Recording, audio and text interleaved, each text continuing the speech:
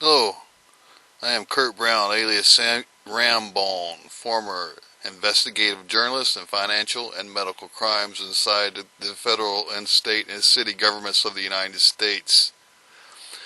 I'm here to talk today about what I call the Dead Eye Dic medical procedure you could possibly use in any field of study where a dead man could witness the live man walking off. How is this done? Well, let's go back in time. Since I have extreme PTSD from being attacked by the federal government in 2001 at Los Angeles and a federal facility by a federal official, and because I've been attacked in 2004 with approval of the federal government, again with needles, forced medical procedures and such, just as in Los Angeles at the VA, I had the Flagstaff Medical Center in Flagstaff, Arizona. At least to my knowledge, they might have knocked me unconscious and drugged me off like a wolf. You never know what they do to you when they knock you unconscious. I want to talk to you about a medical procedure since I have medical training and insight. It could just be theory, but it's interesting theory, and I don't like to be used like a little inside guinea pig without being paid or compensated, and I definitely don't want to see myself abused or those other veterans abused as they were in Los Angeles at the VA Westwood in 1999 who were killed. I was tortured there in 2001 and by a federal agent. It was a horrible scene for me. I never trust anything the government. If they attack you, drop your investigations. It's criminal all the way to the top and outside the United States. But back to my medical procedure, I call this the Dead Eye Dic. It's someone who can transmit sound or transmit what they may see through a dead eye. How can this be done?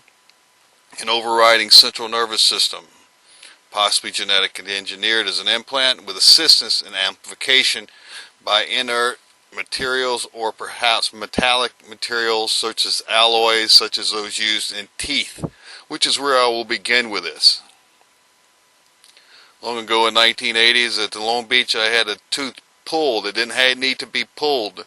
I ended up with a 3-tooth bridge made of metal. I could have had a root canal. I'd had many, but for some reason this dentist wanted to do pull the tooth routine. By the time he was done, my mouth had been shaved. I was in extreme pain. I could not tell where I had pain. I'm very suspect at that time. However, I have no proof. As I said, this is PTSD and my imagination talking with my medical and financial training. Okay, once they did the 3-tooth thing, I later realized in 2001, after being injected and tortured at the Los Angeles VA Medical Center Westwood, that I had a scar on my upper roof of my mouth that had become infected and I did not know how. So I took it to an oral surgeon in Los Angeles who told me that I had a scar there and he did not know how I had gotten there. I'd had a tooth hurt when I was being tortured in 2001, put among insane men. Me, an investigative journalist and former bank examiner, on the run from his now terminated and prosecuted Sheriff Jack Tillman of Mobile, Alabama. It doesn't matter. It took 5 years. He's wealthier than any of us, I assure you. And look to any of us disabled veterans at 100%, if you're out there. Are you a disabled veteran at 100%? Are you paid IUD? Sweet Carol, I want my job back. I put my IUD in my cup. I want my job back, perhaps in the Treasury Department. I'll be glad to work in the FDIC, or perhaps on the Pacific Rim in the IRS. Sweet Carol is a fellow employer. So sweet they are when you first meet them. On with my study. Now, you got the tooth in. You got the peripheral nervous system connecting the tooth, bone matter, and any metal that connects up there until the gum recedes, and then it will transmit through the bone. That's my only catch in my theory on this. I'm sure it all resonates. Now, what you could do is, if you have a overriding central nervous system somehow genetically engineered into your central nervous system, reaching from the cerebral sphere down into the thoracic area of the central nervous system, with ganglia on both sides, 5 on each side. If you consider this thing in total running up through the brain, certain portions, and considering the occipital and the cochlear nerves, perhaps those processing centers, you can see how you could transmit that information.